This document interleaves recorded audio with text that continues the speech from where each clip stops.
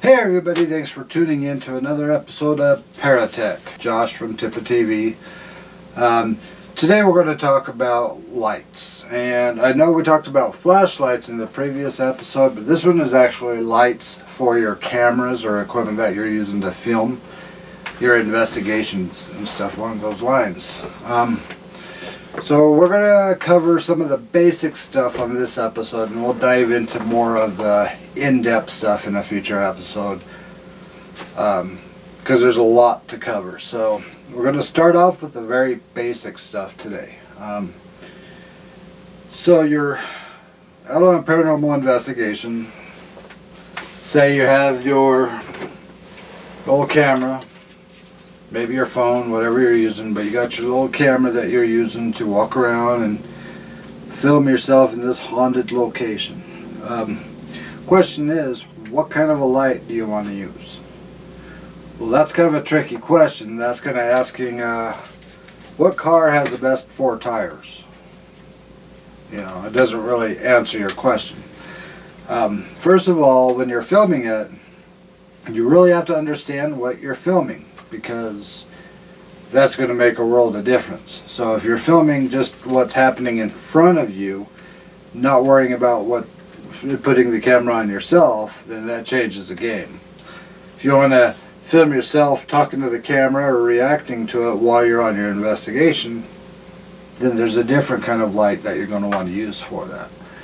When I first started, I was more focused on keeping the camera pointed forward in front of me, so any shadows or any creepy crawlies that may be around in the area, I wanted the camera to catch what was in front of me. I really didn't care about the camera pointing at me. So that changed the game a lot. One of the biggest mistakes I made with handheld cameras like this is that I relied on the light that the camcorder had built into it. And even though that they're okay, they're not the greatest thing to use for a couple of reasons. One, it's a really tiny light and a really small burst. 2, you can't adjust the brightness on it, so you're stuck with whatever brightness it's set at. And 3, it drains your battery faster. And so if battery is a concern, you're not going to want to go that route. But for the handheld cameras that have the built-in lights, I would recommend you don't use those because it's not really going to suit your need. Now, again, going back into, you're on a paranormal investigation, you want to film everything that happens, and you want to make sure you have the right light for it.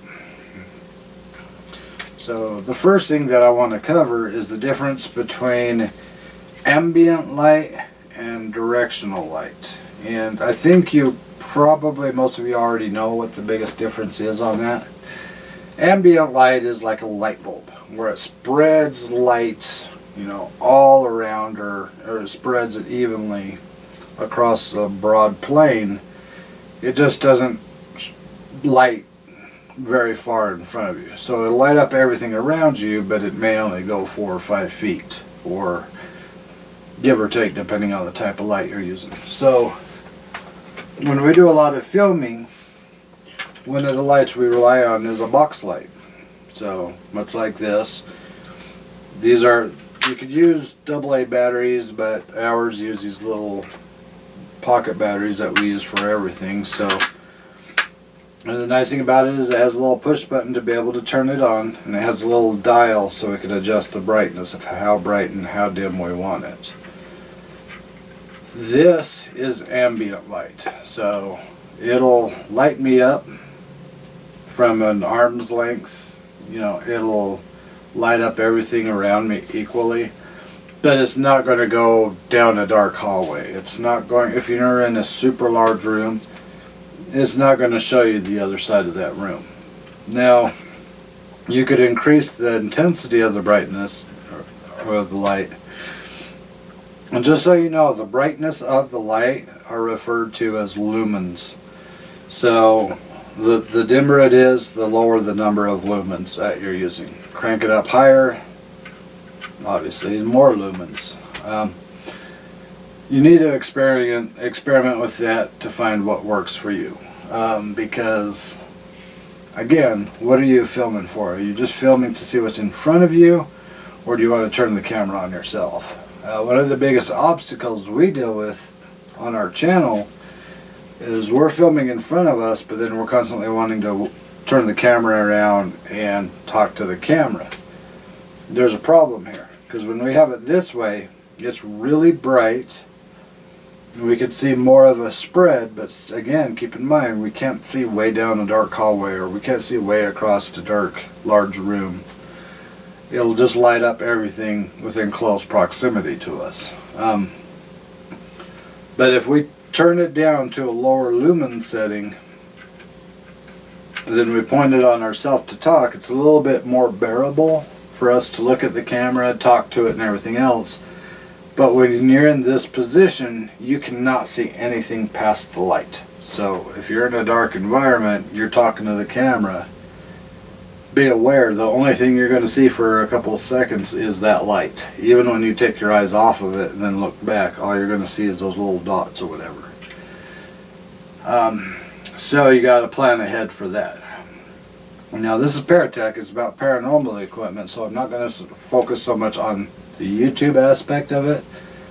But sometimes if you want to talk to the camera, like if you want to leave yourself a note and say, you know, Josh, 8:45, check camera for possible movement in back bedroom. If you want to leave yourself little timestamps, be aware you're still going to have that bright light on you. Which does lead into another thing, leaving yourself timestamps when things happen, so you can look at the camera, or at least you make an audio note and say, timestamp, check 5 minutes within the last 5 minutes of a possible sound coming from the bathroom. I don't know why you want that, but I think you get the idea.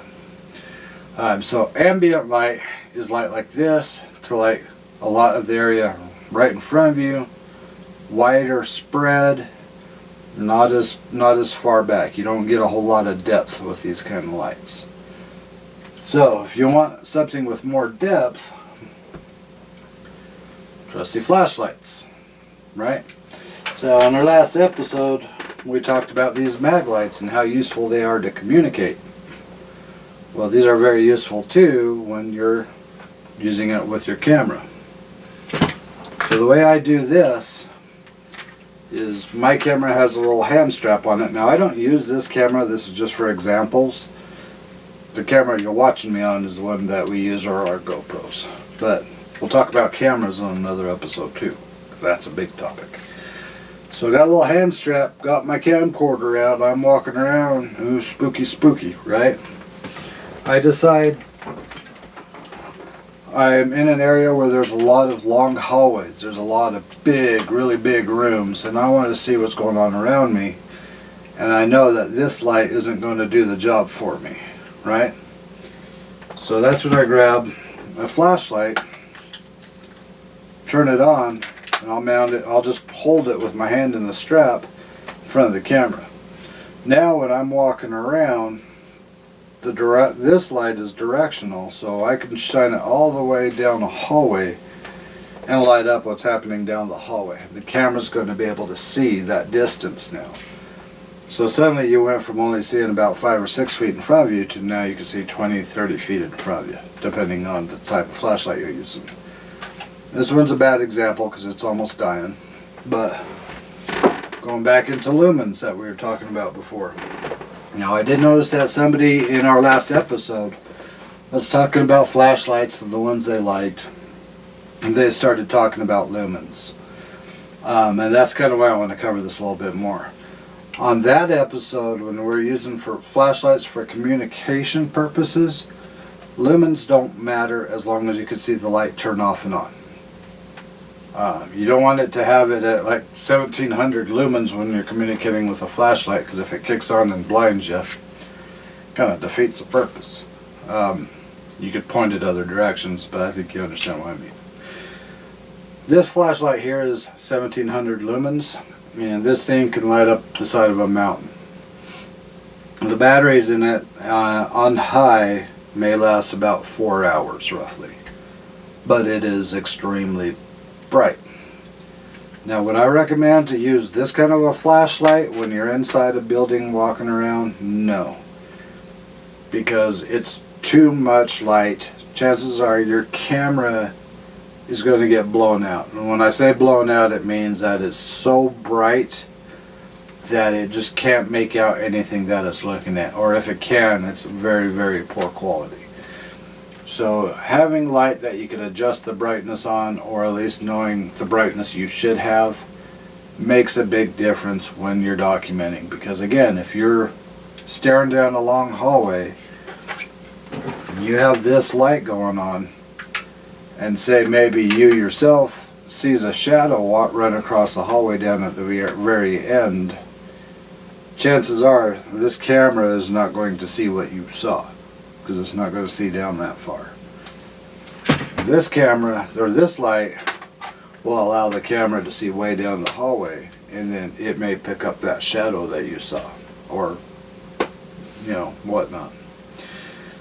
So being aware of how many lumens you really need. A lot of people think, oh man, I'm going to get the brightest damn flashlight I can find out there. I'm going to find one at 3200 lumens or 6400 lumens, and I want to be able to light up the moon from Earth, There is a point of overkill. There really is. Now, having a high lumen flashlight for when you're outside, maybe in the woods, might have more of a purpose, might have more of a use. But if you're inside a building, say like a house or something along those lines, you probably don't want an extremely bright light. It's not going to be as beneficial to you as you might think.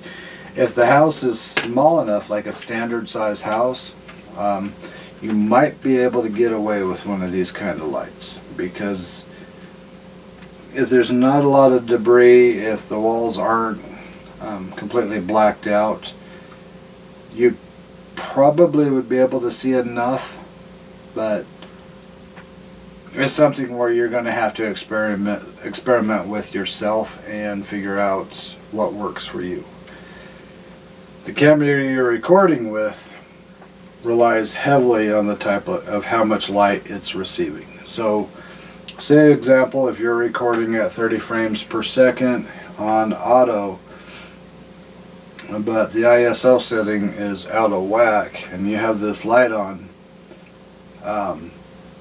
it may still be way too dark. Or if you have the wrong kind of lights, you'll see a pulsating through the camera of the lights pulsating. You won't see it with your own eyes. You'll look at it and say, wow, I don't see any, but when you look at it through the screen, it'll be pulsating. Settings and lighting is really important when you're doing these things, because if you're trying to capture something on camera to share with other people and say, hey, take a look at this, tell me what you think, I can tell you the majority of people out there are sick and tired of looking at blurry pictures. They really are losing interest on looking at video clips where they can't tell if they're looking at a fridge or a car. We have the technology nowadays to be able to pick up decent quality shots and be able to identify what's happening if we know what we're doing and if we're using the right tools. So again, ambient light, widespread, close range, directional light, longer range, not as wide of a spread. Both have their benefits when you're out in the field. Somebody asked me one time, well, how do I do it? I have eyesight problems, so how do I have my camera where I can look down a hallway but then be able to turn around and talk to the camera? I mean, that's one of those things where maybe you have this light mounted on top at a very low setting, and then you have your flashlight while you're holding onto your camera.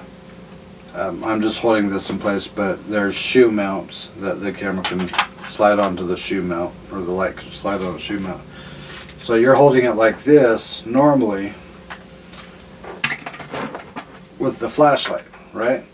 And when you want to talk to the camera, you just put the flashlight down, then you could spin it around talk to the camera for a minute, then spin it back around, put the flashlight back up, and then keep going.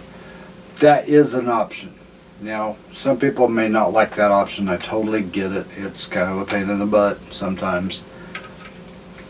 But you got to work with what you have.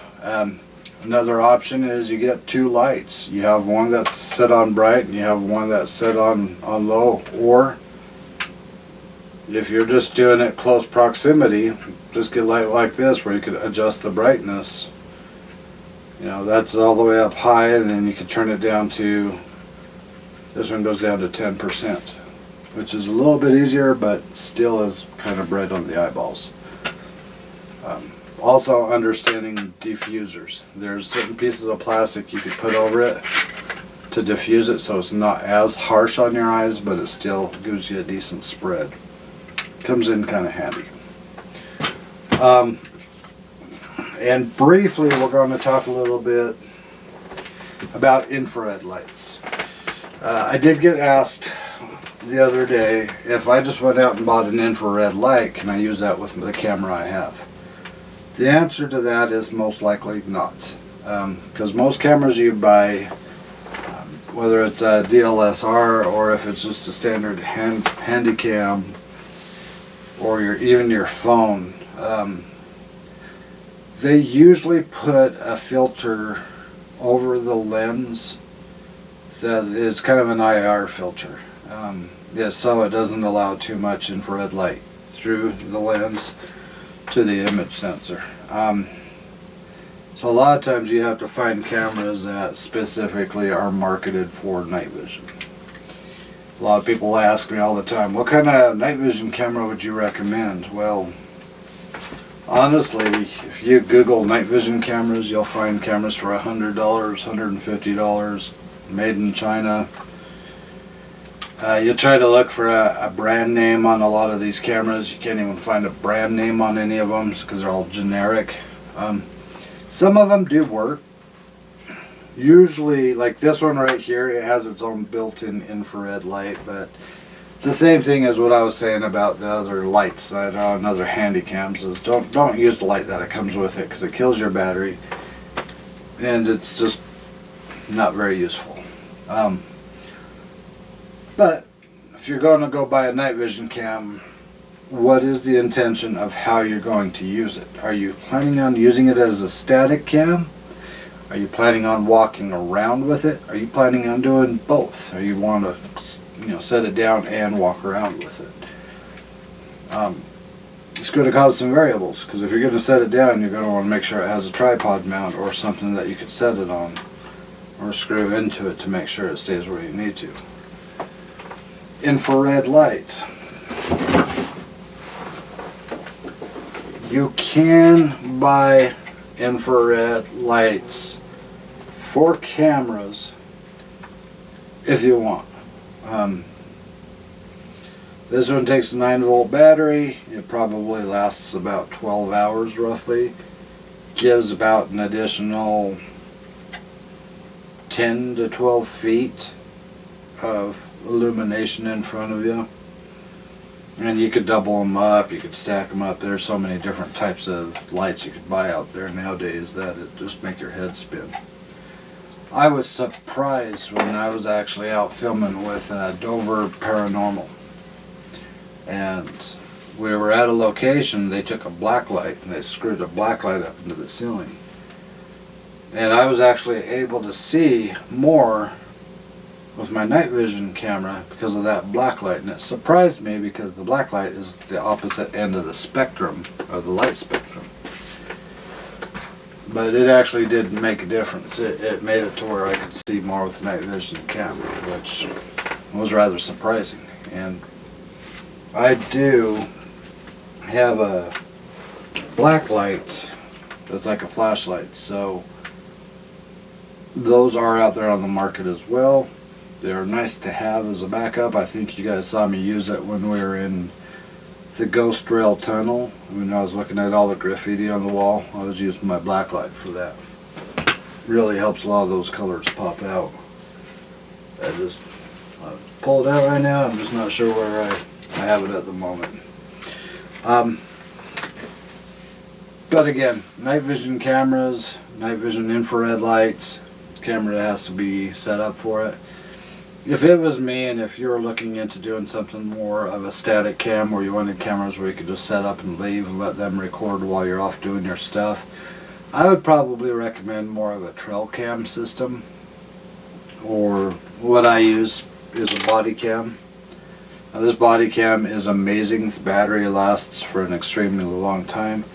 This actually has two really bright infrared lights on it, and you can see really well with this. And these are nice because you can walk up, you can just clip it onto something, and there's your static cam. You can go off, do what you need to do. This thing's just recording away. Come back, grab it, you're good to go. If you got a few of these, you could set one up in a couple of different locations. That way you can track an entire hallway, that way you can cover an entire area. You don't have to carry around extra tripods and things like that to set it up on. It's just, these are really convenient. I love this thing. If you guys want to know more about the body cam we use, let me know and I'll send you a link to it.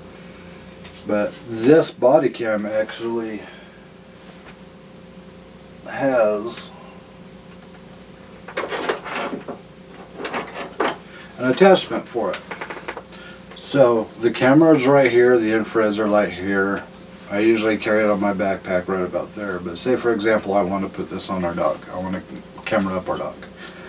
I could mount this on the harness, and this is actually another camera that plugs right into this. So if I plug this up closer to his collar, so this is a lot easier for him to maneuver around with than this is. It's still plugged into this. It does have its own IR lights. It can still record quite a bit of the action that's taking place. Amazing setup. I love this thing, and the storage capacity on this thing is phenomenal as well. So again, if you ever want to see any of this, there's some videos that we have out there where I've actually shown this. Another thing people have asked me too is they watch other videos and they see green lights, and they'll ask, is that really a night vision camera, or are they just using green lights? Well, an easy way to tell is look at their clothes. If they're wearing black or dark clothes and that night vision camera turns onto them, their clothes are going to look like they're white. It turns black into white. I'm not fully sure why, but whenever you look at me and I'm wearing my black jacket, you hit me with that night vision camera, it's going to look like I'm wearing a white jacket, and you can see all the dirt and stuff on it. It's kind of embarrassing. But another way too is you look at the eyes, because you'll see the light reflecting off our eyes, and we'll have these little, they look like, it just looks weird. Go look at a couple of our old episodes and you'll see our eyes, and you'll see what I mean about the way the light reflects off of them. It's really a matter of what you're trying to capture and why. Are you trying to just validate for yourself? Then don't worry about cameras. If you're trying to validate it for yourself, just take a flashlight. Take a couple of them. So if one is too bright, or if you want to use a couple, have a couple on standby. It's always nice to have extra flashlights, especially when the batteries die at the worst possible moment, which does happen. If you do go with LED lights, test them ahead of time to make sure that it doesn't cause that pulsing effect that I was telling you about. Ambient light, again, does light up close proximity, so if I was in a normal sized room like a bedroom or something, I'd probably be okay with using this. It's not a problem. Just make sure that when you're aware when you're like using this as the flashlight, you could easily cast shadows on the wall with your own eyes if you're not really thinking too much about it. So these can actually trick you into thinking that there's shadows where there's not really shadows. Personally, I like flashlights most of the time, except when I'm talking to the camera. But you can learn what works for you and what works with. Lumens, again, higher is not always better. You don't need something that like this that can light up the side of a mountain if you're in a normal size house. It's just unnecessary.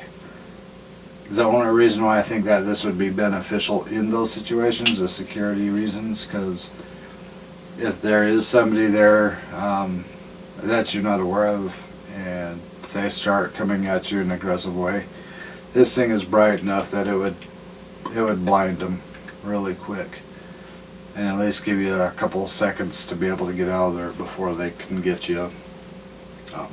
But if you're in a situation like that, you probably should reconsider what you're doing and why you're doing it. Other than that, I can't really think of anything on the basic aspect of lights that I haven't really covered. There is more advanced talking about the high-end spectrum and the low end of the spectrum. There are additional lights you can get for night vision, more military grade, where you're not casting out light, but it's just absorbing as much light as it can around. Additional equipment that you can get. We'll cover all those on a future episode. So for right now, I just wanted to make it clear that when you are doing a paranormal investigation, plan it out ahead so you know exactly what you're going for. Again, if you're going to film, what exactly are you trying to film? Are you trying to film the environment around you? Are you trying to film yourself? Are you trying to film the group? All the above, none of the above.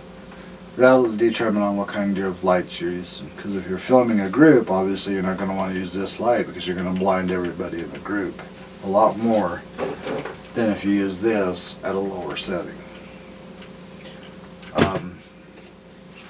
Other than that, though, hopefully this helps a little bit as far as figuring out what kind of lighting you want to use when you're on your investigation, understanding the purpose of the different lighting, flashlight versus ambient light versus infrared light versus black light. And we'll talk more about the in-depth spectrum of light, like I said, in a future episode. But for right now, I think this is a good starting point for you to light your way. If you have any questions, any comments, any concerns, comment down below. I'll read them and I'll try to get back to you on the next episode, or I'll respond on this video. Till then, just be safe, be careful. We love you, and we'll see you soon. Talk to you later. Bye.